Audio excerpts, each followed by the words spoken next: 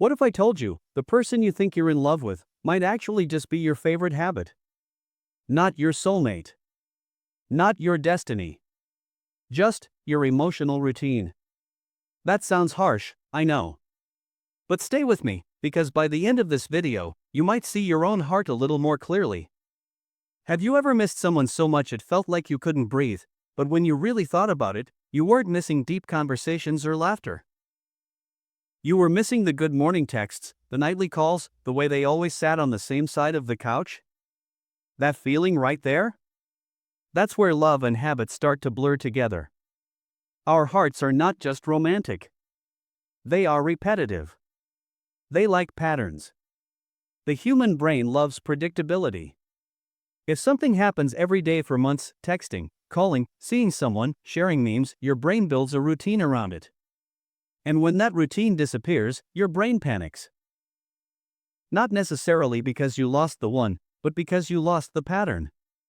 Think about coffee for a second. The first time you drink coffee, you might not even like the taste. It's bitter. But after drinking it every morning for months, suddenly you need it. If you skip a day, your head hurts, your mood drops, and you feel off. Is that love? Or is that habit? Relationships can work the same way. When you're with someone for a long time, your brain connects them to comfort. Their name popping up on your phone releases chemicals that make you feel safe and familiar. Familiar feels good. Familiar feels like home. But here's the tricky part: familiar doesn't always mean healthy, and it doesn't always mean love. Love is about connection, growth, respect, and choosing someone even on the boring days. Habit is about repetition. Love says, I want you.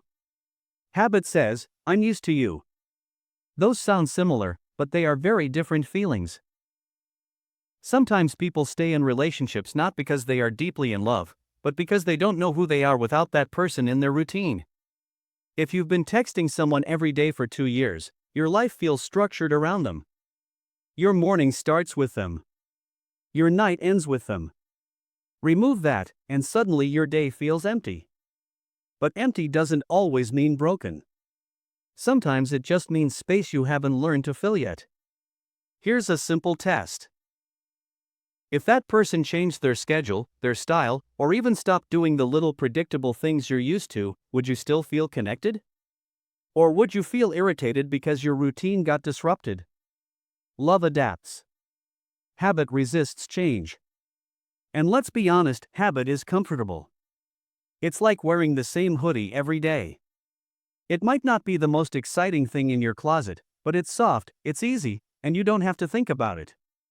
Real love sometimes challenges you. It pushes you to grow. Habit just keeps things the same. There's also fear involved. When a relationship ends, the pain can feel overwhelming. But part of that pain is withdrawal. Your brain got used to certain emotional rewards. Compliments. Attention. Physical closeness. Shared jokes. When those disappear, your system feels shocked. That shock can trick you into thinking, I can't live without them. In reality, your brain just needs time to adjust. Have you ever gone back to someone and realized, after a few weeks, that the magic wasn't really there anymore? That's often because the habit came back, so the anxiety stopped.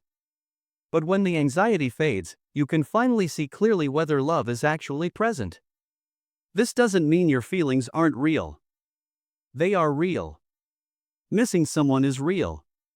Crying at 2 a.m. is real. But real feelings don't automatically equal deep love.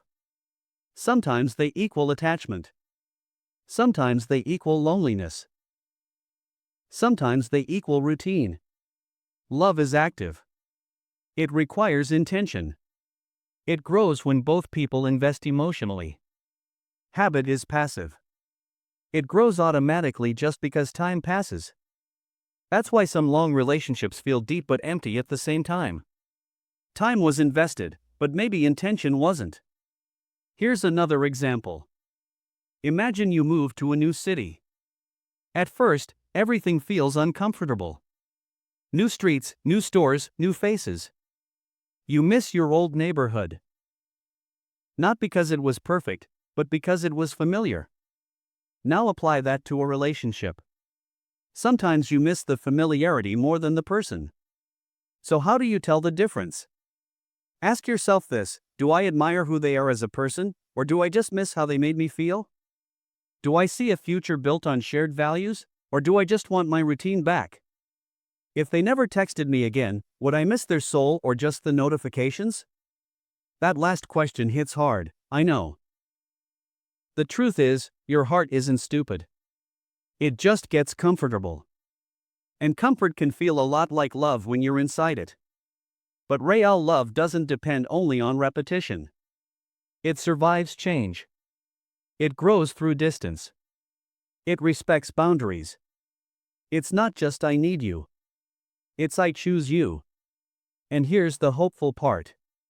When you realize you were holding on to habit more than love, it doesn't mean you failed. It means you learned.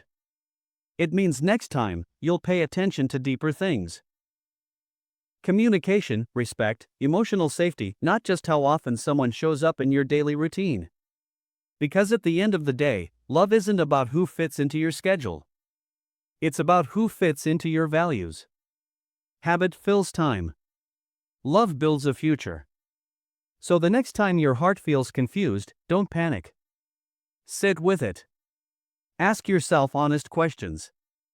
Give yourself space to separate routine from real connection. You might discover that what you thought was love was just comfort.